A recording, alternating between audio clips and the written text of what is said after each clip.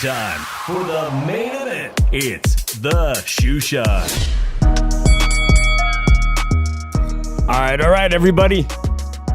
Welcome back to another episode of the Shoeshine. I'm your host, Dave from the 408, coming to you from my podcast studio all the way in the West Coast. Shout out to the Dub Nation, straight out of San Jose. All right, and also with me is my co-host from the city of brotherly love, Mr. Drew EVo, Philly Irish. ¿Qué pasa? What's up, Dave? Yeah, buddy. So, May. We're halfway through the month of May, and there's some big breaking news today in the world of boxing. We had a fantastic weekend for fights on Showtime, and I want to talk about that because that 122-pound division is getting stacked and exciting, and it's being led by your boy, straight out of Philly, cool boy, Philly Fulton. That was very exciting. And we got a unification match in Las Vegas this weekend, and I need some I need some vacation time. So I am going to be headed out to Las Vegas for some vacation time. But the breaking news, Drew, this breaking news is shocking. Let's go ahead and break this down, Drew. You were telling me, so I'm trying to wrap my head around this. An arbitrator ruled today that Fury and Wilder must fight by September the 15th. Now, it's not a court order, but it can be upheld by the court. Drew, what does this mean for the big news? Because as far as I know, the Gypsy King was already on social media this weekend saying the big fight was set to go with Anthony Joshua, right? In August, Saudi Arabia. Help me figure this out, because this is big news. Well, it's a complicated situation. It's even going to be more complicated if I think they're going to go in the route I think they're going to go in. So, the fight's supposed to take place on August 14th, right? Right. And the judge ruled that the arbitrator, can't call him a G, he was an ex-judge, said the fight has to take place before September 15th. All right, so here's the main issue. You really have to say that I think there's going to wind up being a franchise title being given to Fury. Oh man, not a WBC title? Yeah, but here's the problem with that. Who you giving the regular title to? You can't give it to Wilder because you give the regular title to the guy that's the mandatory, which is Dillian Whyte. So now, it gets tricky because now you will figure, hey, we gotta make a fight with Dillian Whyte and Deontay Wilder for the Whyte to be the mandatory and be the regular WBC champion. So here's what I don't get. And I think this, I really think this isn't, to me, was a problem. Remember when Deontay Wilder was WBC champion? And during most of that time, Dillian Whyte, for over a year, was his mandatory challenger. Dillian Whyte attempted a couple of times to exercise his mandatory ship and fight Wilder, but Horatio Sunumu would not allow him to fight Deontay Wilder. So, I figured this. We all know at the end, Deontay Wilder was ducking Dillian Whyte at that time.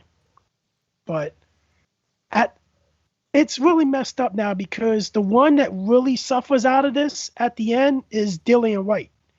Because he might get screwed out of a WBC regular title if a franchise title is made.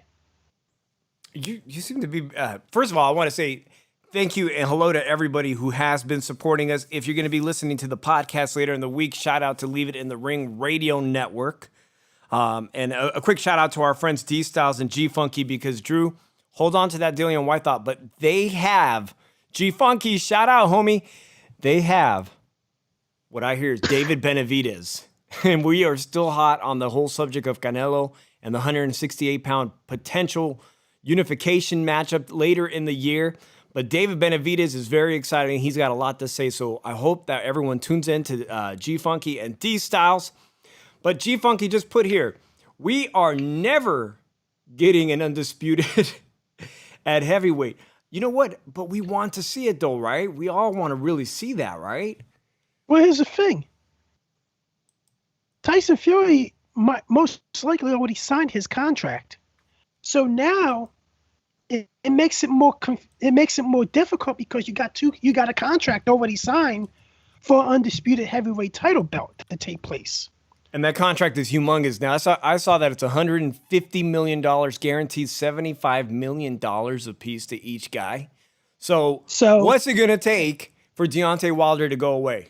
Because he's got to step aside. And what exactly? And the if step you know, aside theme's gonna be the biggest. It's gonna be what? It's gonna be the biggest step aside fee in boxing history. I can tell you that right now. I don't know how much is the biggest step aside fee there was in boxing so far, but it's gonna top whatever it was by a lot. G Funky very says F the heavyweights. We got undisputed this Saturday. That is really the most exciting news of the week coming up this weekend, is the fact that we have 4 belts on the line and the potential for a Mexican-American from California, from my home state, from Fresno, nonetheless, a former Olympian for the U.S., the potential for him to hold all 140-pound belts. That's amazing. Now, maybe it's time to cut off this Deontay Wilder conversation. But like you said, it's going to be the biggest step aside. And my wife loves boxing just as much as I do. She thinks that the negotiation point should start at $35 million. She said, if I'm Deontay Wilder's trophy wife, I'm asking for $35 million right off the bat. I want half of that to go away. So if you feel passionate about that, go ahead and give us a call at 702-710-3627. We will be talking about Josh Taylor. Everyone wants to know what we think about that. Josh Taylor and Jose Ramirez from Fresno. But Drew, why not move on right away to this weekend? Because the 122-pound division and Showtime came back to the StubHub, formerly known as now Dignity Health, in Carson, California. There were no fistfights. That was good news. No fistfights in the audience. Actually, I have to be honest with you, Drew, because as someone who wanted to go to that Jose Ramirez fight and had my vacation scheduled, and I found tickets, but the cheapest seats I can get are $800 for the balcony, for a pair of tickets. Okay, the StubHub fight had plenty of empty seats, and although this Saturday that fight was fantastic, the entire card was fantastic to me, there was a lot of empty seats. So Showtime's not doing something right in the terms of promoting the fight and getting fans in the seats. But let's start off with this guy, Danny Roman and Ricardo Espinoza, because the whole family at HCP interviewed Danny Roman. This is a guy who went to Japan, Drew, and won 2 belts. He went all the way to Japan. He had been with Thompson Boxing. At one point, Thompson Boxing, a smaller promoter, let him go and got him back. He convinced them to sign him back. He ends up becoming a two belt holder at 122 and closely losing to that guy, MJ, the Russian guy, closely losing. All right. I had that a fantastic performance. And let me say what's up to Andre Rodriguez, but let's not forget, Drew, Xavier Martinez is a TMT fighter from Sacramento who is the being trained by the stepdad of Diego Corrales, the great Diego Corrales. And he was the very first fight. All three of those fights were fantastic. He proved that he really is moving up in the ranks. Did you get a chance to watch Xavier Martinez? No, I was only able to see the Roman fight and the main event with Figueroa and Niery. I don't know how to say that dude's name, but I saw the main event with Figueroa. Yeah, so G Funky brought something up, and I just want to. All right, the California crowd was rough because you remember what happened? There was a lot of boos during the Chris Arreola fight against Andy Ruiz that started off this exciting month of May. A lot of boos, right? But the crowd in California. Let me just help people out on the West who might not live on the West Coast. And my wife was saying this to me, and I like her perspective too. When you are at the fight in person and you don't have the benefit of the biased commentating from whatever channel you're watching, you might score that fight a little bit different when you're watching the fight and drinking. It might actually look a lot closer to you. You're easily distracted, right? There was a lot of boos. But I think G Funky, to answer G Funky's, why were they booing Xavier Martinez? Xavier Martinez had a fantastic performance. And this guy that came to fight showed up and gave him a lot of trouble and put a real test on Xavier Martinez. The scorecards were way too wide. And that's what people get really pissed off about, man. And it gets people to throw their beers in the ring. A lot of fans in the West Coast are tired of these scorecards being so wide and looking like there's a bias. I'm excited about Xavier Martinez.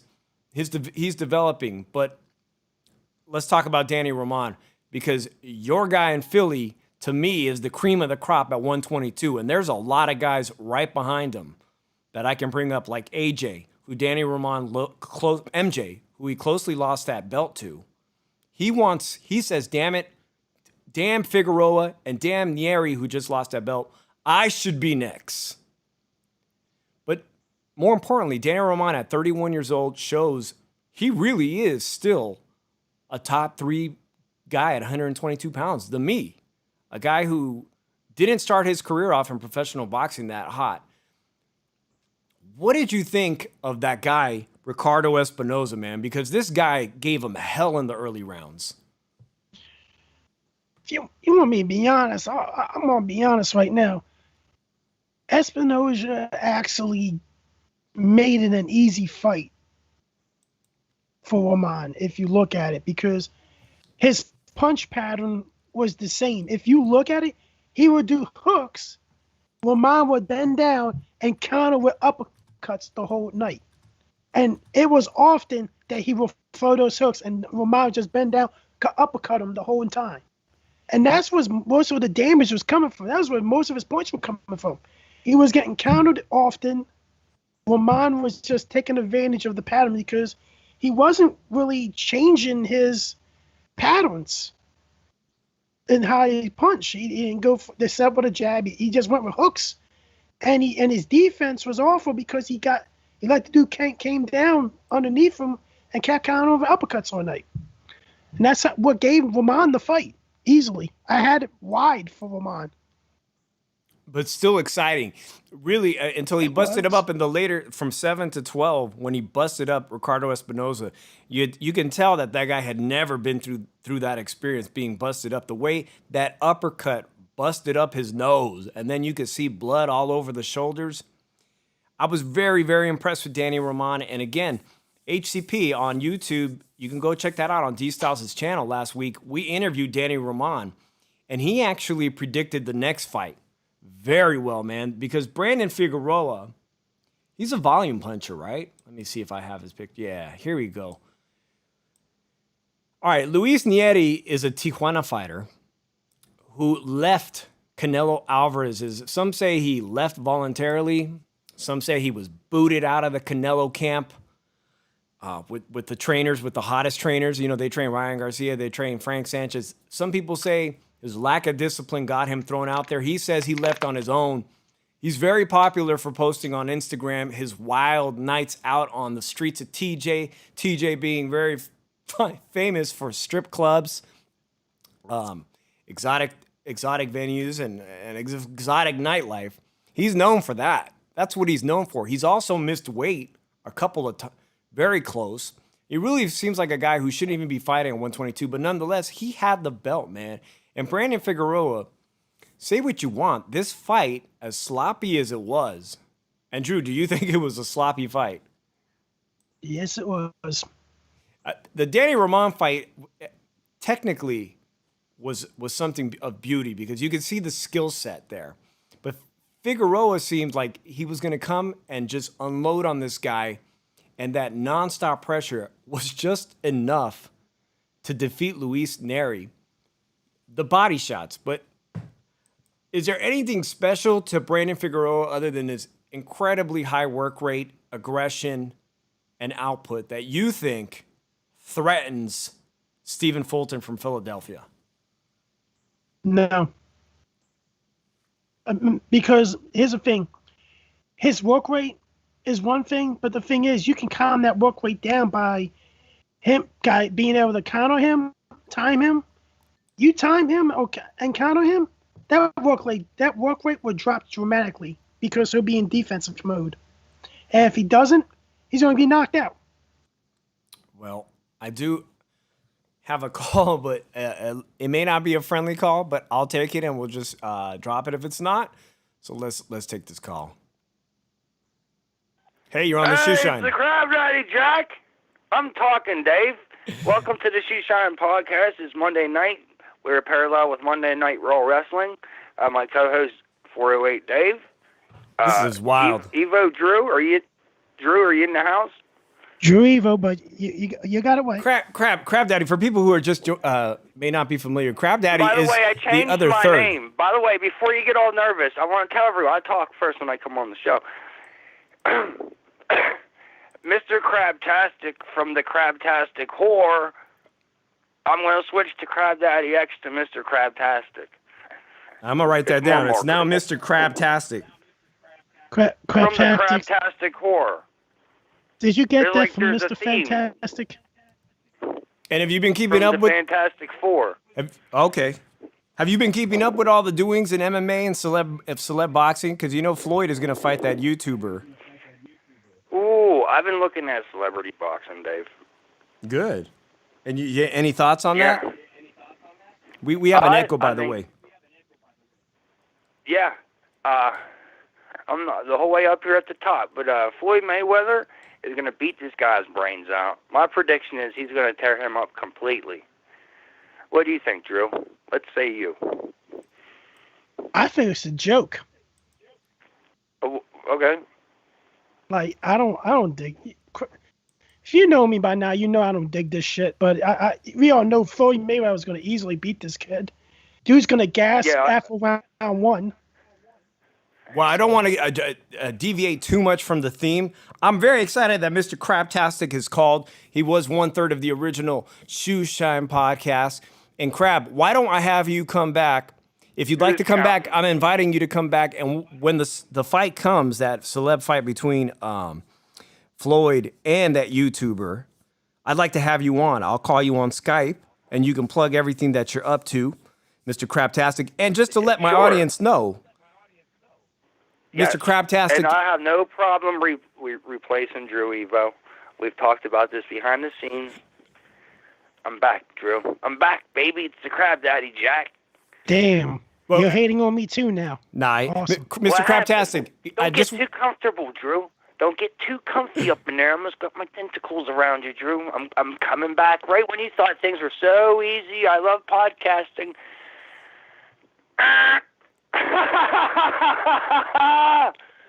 All right, Mr. Crabtastic, plug your YouTube channel, and I'll get in touch with you. We'll do something fun here. By the way, Mr. Crabtastic is a former professional mixed martial artist, guys.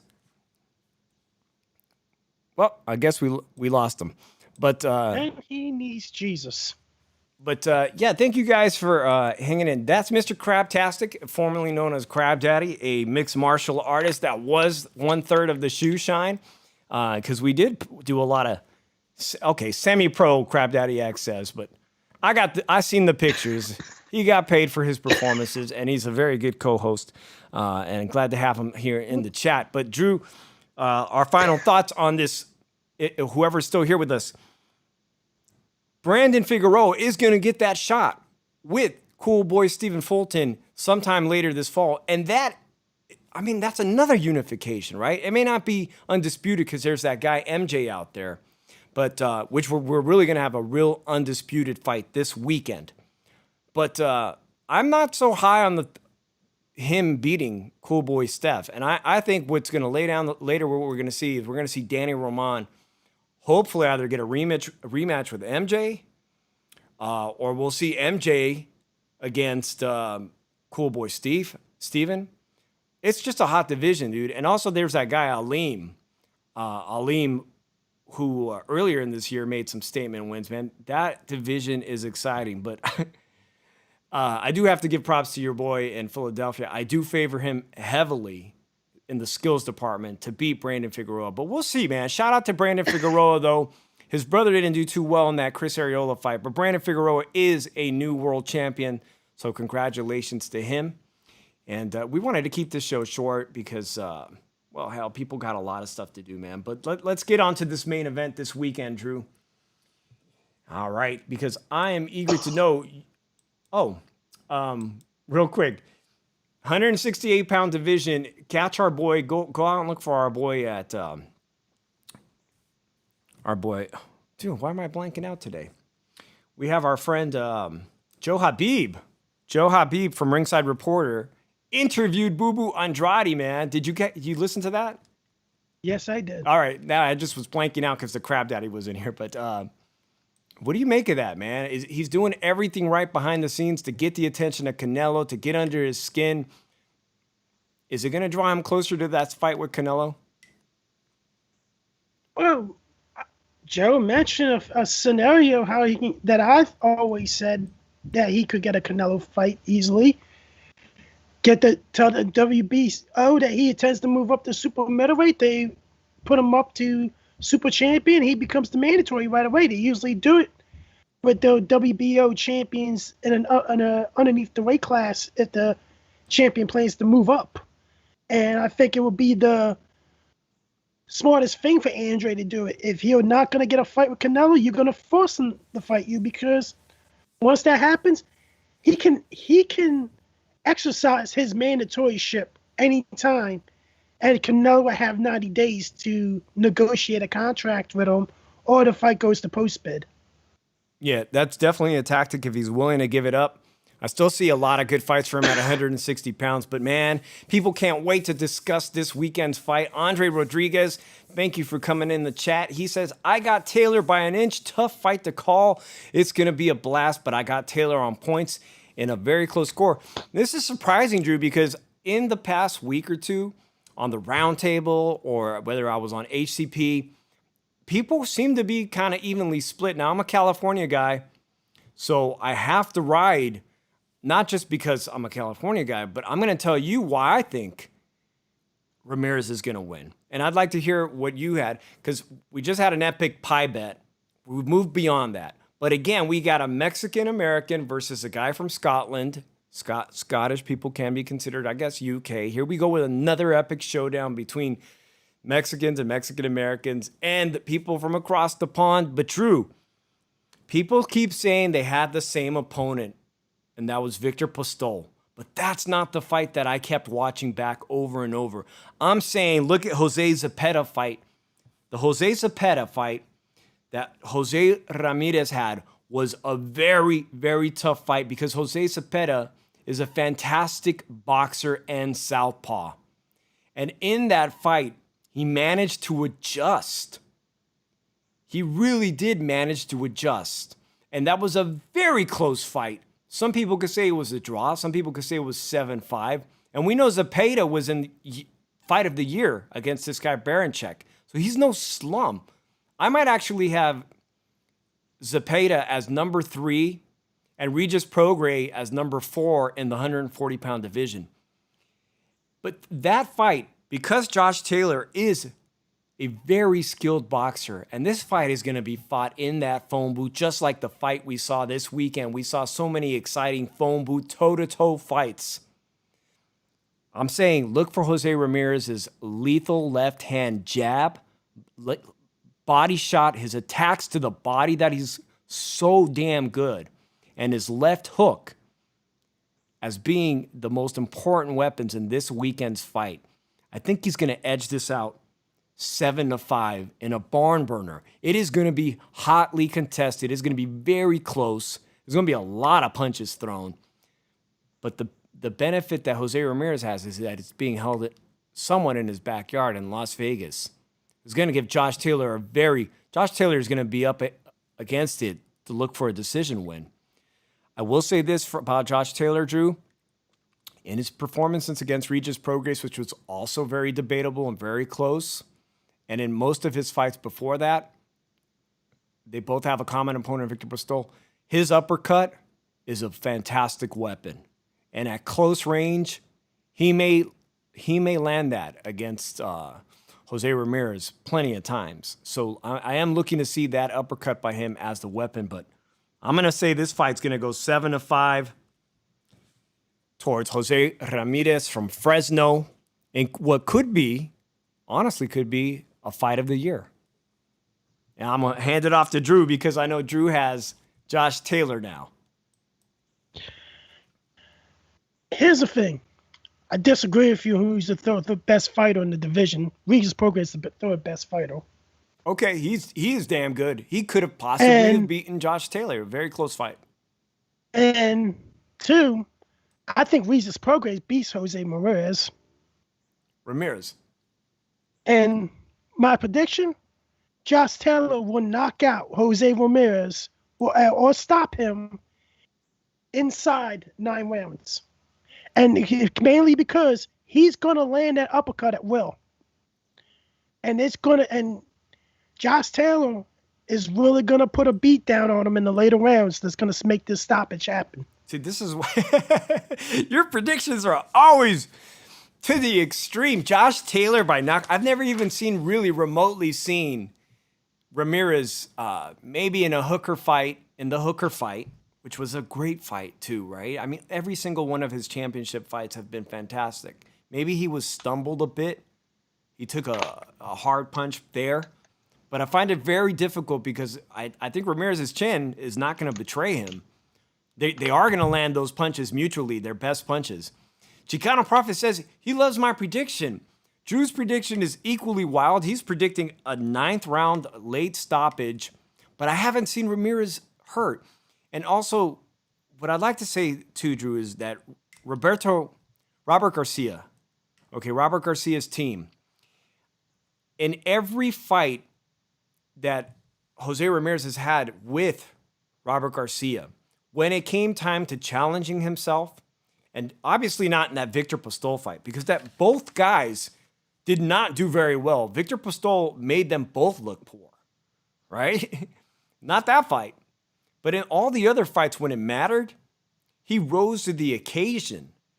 I've seen it where he's risen to the occasion and above whatever that fighter brings to him, he's going to go up and above that to get and secure the win. He's done that historically. And I don't know, aside from the Victor Postol fight and aside from Regis Prograis, if I've really seen Josh Taylor overwhelmingly, decisively beat. I mean, most of those wins are very hotly contested as well. No slouch, the winner of the WBSS, whatever, World Boxing Super Series. This is going to be a tremendous fight. I'm happy that 2 guys are going to go. One of them is going to emerge undisputed. So again, if you could just reflect, why is he going to hurt? Is he going to hurt Jose Ramirez? It's the uppercut. It's a combination. The uppercut is like, I really think a couple of punches he's going to phone in the later rounds is going to hurt Ramirez. And that's when I think the stoppage is going to happen. Okay, so Teo Media says Ramirez versus Postol was rescheduled twice, and that was not his best performance. And in interviews, Jose Ramirez has admitted that he felt really poor about his performance. I believe on Fight Hub TV with Marcos, Villegas, he said he recognized that was not his best performance, but that was also in the middle of the pandemic, which a lot of fighters looked poor right up in this middle of the coronavirus pandemic. But from what I understand, man, he's had, not only has he almost approached 9 weeks of full camp with Robert Garcia, which has some of the best fighters up and down his roster. I mean, Virgil Ortiz as a sparring partner, but also he had 5 weeks that he did his own pre-fight planning. So he's coming into this with like 14 weeks of preparation, completely rested. I think that's going to be dangerous, but let's read Andre Rodriguez because he's in your camp. Taylor will go on with the momentum. I'm in and out till he finds an opening and brings pressure to Ramirez. On the other hand, Ramirez will try to bring the fight every second, in and out. Thank you, Andre. Man, that's definitely something about Josh Taylor. He is relentless. He is relentless, and he does apply pressure very well. And that's why 1,200 seats that were available for sale sold out in less than 1 minute. That's it. I'm shaking my head, Drew, because anybody who loves Vegas or watches Vegas on YouTube, the entire city, everyone is coming to town walking around without a mask now. They're not asking you for masks. They're not asking you for anything. You can literally go in the casino. But yet, the hotel that's hosting it, the Virgin Hotel, they still have a capacity limit. So they've decided that of 4,000 or 5,000 seats they could potentially sell, they're only going to allow 1,200 people. And that's why the ticket brokers literally are selling them at 5 times. If it was a $50 ticket, I've seen them as high as $500. And man, that's crookery shit right there. Drew, I'm talking a lot, but this really pisses me off, man. Anybody who's a gamer or is into like graphics cards or is into the PS5, like Crab Daddy is a big time gamer. I know you're a big time gamer.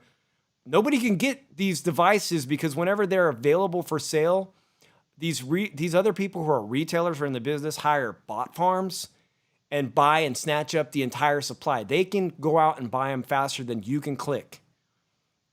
I'm pretty sure that every single 90% of these 1,200 seats were bought by a ticket agency, an outside ticket brokerage. And they're 10 times the value now. If I really wanted to go see this fight, I'm going to have to shell out $1,000. And that's a lot of scratch. That's a lot of scratch. Oh, man. Drew, your final thoughts on this Josh Taylor, because your prediction is pretty bold. Josh Taylor versus Jose Ramirez. I just really think the only chance Jose Ramirez has is to probably be more of a boxer in this fight and be cautious of how he goes and attacks. Because this is a phone booth. You think it benefits Josh Taylor? I think it will benefit Taylor eventually in a phone booth, but I think Jose Ramirez needs to demonstrate his boxing side more in this fight. Chicano Prophet says, yeah, it's frustrating as a fan. You can try to buy last minute stuff, but it's a terrible risk to take when you're trying to plan a vacation around it. Yeah, most definitely a lot of people anticipated being able to see this fight, and then they book their flights. You book your flight, try to get the best price on a room, and then you're waiting and waiting for these tickets, and you realize that as a fan, you won't be able to see the fight. This kind of happened with the Triple G and Canelo rematch. That rematch sold out in minutes. I mean... and of course, those seats weren't cheap to begin with. There was no $50 seats, man. Those seats were all gobbled up by ticket agencies as well. And that really irks me, man. I really feel like Congress should investigate into that. Some congressional investigations, or there definitely needs to be laws surrounding that. But this idea of the phone booth fight, man, and that Jose Ramirez is going to have to box, that's what I'm hoping to see. A fight of the year candidate this Saturday. But I think that's, again, why I'm heavily favoring Jose Ramirez, is because I trust his acumen. I trust what he did in the 2012 Olympics as a former Olympian, and that under the pressure, he always has seemed to perform. So I'm very excited about that. Guys, if you want to call, I still have the phone line open. It's going to be a short show, but I just also wanted to say, I think next Monday, as exciting as it'll be to relay and talk about the fight, it is going to be Memorial Day weekend, so I'm not so sure we're going to have a show next week. I also hope to get a lot of video footage out in Las Vegas and hopefully be able to edit that. So, Drew, maybe we take Memorial Day weekend off and let everybody enjoy a barbecue and kick it with the family. I'm not too sure we're going to do that, but I'm going to try to do something on this channel, guys, if you're listening. I am going to try to go to the weigh-in. I've been talking with the press credential people over at Top Rank and hopefully at least get some live footage or from the venue of the weigh-in on Friday. So look for that on my channel. It's been a good week for boxing, dude. It's been a great month for boxing, Drew. And there's a lot of stuff coming up in June. On top of that, some very exciting stuff. Xander Zayas was also, we interviewed him again. He's a hit with everybody because he's just a really likable young man, prospect. He's going to be fighting on Top Rank's June 13th card with Shakur Stevenson. I've seen him fight on the Shakur Stevenson at his pro debut in Reno. Now get this, Drew. That fight has a ton of tickets to see Shakur Stevenson. That thing is not even dented. You can buy a $50 ticket to see Shakur Stevenson headline on June 13th at the same venue, the Virgin Hotel in Las Vegas. You're kind of smiling. Why is there a lot of seats for Shakur Stevenson available? He's born. And Xander's not boring, but he will be on the undercard. He'll be coming back to Vegas. The irony about that is that for me to fly to Vegas, I don't know what's going on that weekend, but those flights are like $300 each way. So even if I could get a $50 seat, it wouldn't benefit me to fly out to Vegas and spend a ton in flights and hotel for a $50 fight. That one I'll have to sit out. Yeah. I recommend if you go to that fight, you bring a pillow with you. It's not a big name that Shakur will be fighting at 130. But again, maybe hopefully either we will or HCP will be talking to Xander either before that fight or after that fight. But another really interesting thing I just wanted to point out to everyone who's still listening in the chat, but Drew and I interviewed my friend Andy Vences from San Jose, California, who up until now, as I'm believe, Santiago Medio says $64 from San Diego to Las Vegas for this weekend. That is dirt cheap. That is dirt cheap. That really is cheap and affordable considering Vegas is getting more expensive as they open up. But I was saying Andy Vences from San Jose, California, a top-ranked fighter who was a contender at 130 pounds and almost talked himself into a Jamel Herring fight before the pandemic. He's had some rough turns. I mean, he has 2 losses in his last 4 fights. And he's trying to redeem himself and get back into 130-pound conversation as a potential challenger to any of these big stars. But Drew, the big news for my boy Andy is that he is going to be on the undercard of that Triller fight, the big Triller fight coming up, also in June, June 19th. Kambosos, and I'm excited about that Kambosos fight. How do you think that fight's going to go, man? The Kambosos fight. Teofimo's going to knock him out inside 5 rounds. Teofimo inside of 5. And by the way, that got moved up. That Triller fight, they didn't want to compete with there was a lot of moving around of dates around this Floyd Mayweather thing.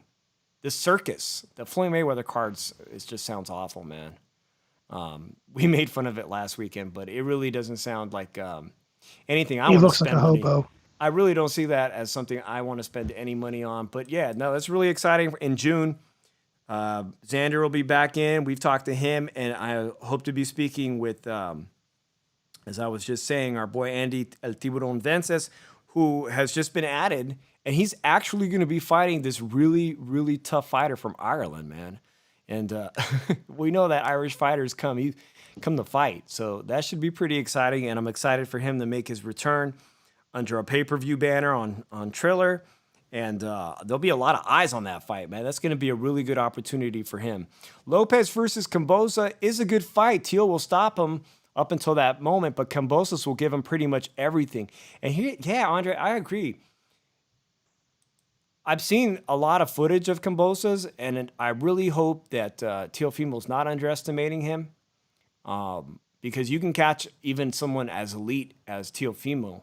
You can catch a guy slipping and underestimating an opponent. Kambosos does train in Florida out of the same gym as Xander Zayas. Like, that's one of his sparring partners. They work together all the time. And Xander's a friend of both Teofimo Lopez, very close friends with Teofimo as they grew up in the amateurs.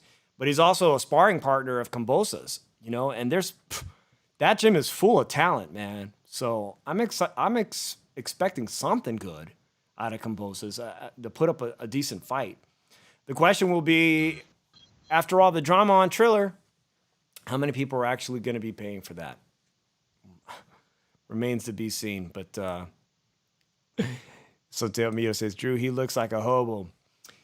Yeah, so Drew's going to take this call, guys. Hey, guys, I really appreciate everybody who stopped by and hangs out with the Shoeshine. Me and Drew have been doing this for about 2 years. We're approaching our 6th month on YouTube, and as he steps away for a moment, I'm going to wrap the show up. Again, I'm not too sure we'll be doing a show Monday, but definitely look out for the rest of the gang. HCP tomorrow night. Looks like they're going to have David Benavidez, and Wednesday, of course, G-Funky's show. Shout out to G-Funky at HCP Uncensored. Thursday, the roundtable. I'm sure everybody's going to want to be on that roundtable on Thursday on YouTube because this is a fantastic fight we have coming up ahead. And Jose Ramirez, to me, is the definition of a people's champ. I mean, a guy that invests his time, energy, finances, his fame that he's acquired to help the local community. Everything he's done for the farm workers out there, it's very inspiring. It reminds me of everything that Cesar Chavez, the great civil rights activist, everything that he struggled for, that there's still people out there that look out for, not in a pejorative way, the little guy. They still look out for people that need help or a voice, a larger voice. So Jose Ramirez, very proud of him as a fellow Chicano, and I hope to see him raise his hands in victory. Again, Josh Taylor is going to be easily probably one of the fiercest fighters he's ever fought, and I expect this to be a Fight of the Year candidate. And we'll see how ESPN pulls it out this weekend. It's supposed to be free. It really should have garnered a lot more attention, a lot more press. They did very well showing Lomachenko and Teofimo Lopez to the audiences for free. They should have invested far more in advertising, in my opinion, but this fight is really going to be a winner for everyone out there. And Drew's going to come in here. So again, yeah, I'm looking forward to this weekend. Make sure you check out all these shows. Drew, we're going to wrap it up. Yeah. Had to get the niece some batteries for a remote. All right, Drew. So within 9 rounds, Josh Taylor, we will see. There's no bets. We have no money on this, but I got Jose Ramirez. Any final words? Yeah, I might as well come up with a couple final words. Let's hear it. Boxing politics has played us again, people. You're talking about the big news today, right? With Deontay Wilder? Yeah. And it looks like boxing politics is going to play a big thing in this. And a couple people could suffer from this, which is always going to be bad for boxing because some guy just can't admit that he lost a fight and wants to get in the way of it and doesn't realize that nobody really wants to see a Wilder Fury 3. They don't want to see Wilder Fury 3? I don't want to see it. I'm in the camp that I don't mind seeing that again. I don't know if we need to see it next, but I'll tell you one thing, man. Tyson Fury has been living it up and really enjoying it. America here, Las Vegas, Miami, making America his second home. I enjoy the guy, all his antics, and I look forward to seeing him fight as always. He's always exciting, man. He's always an interesting guy. So I'm Dave from the 408. Thank you guys for hanging out with us. We'll see you next week, potentially. If not, keep your eye out on the Shoeshine. We'll see what kind of footage we can get for this weekend's main event, man. You guys take care. Peace.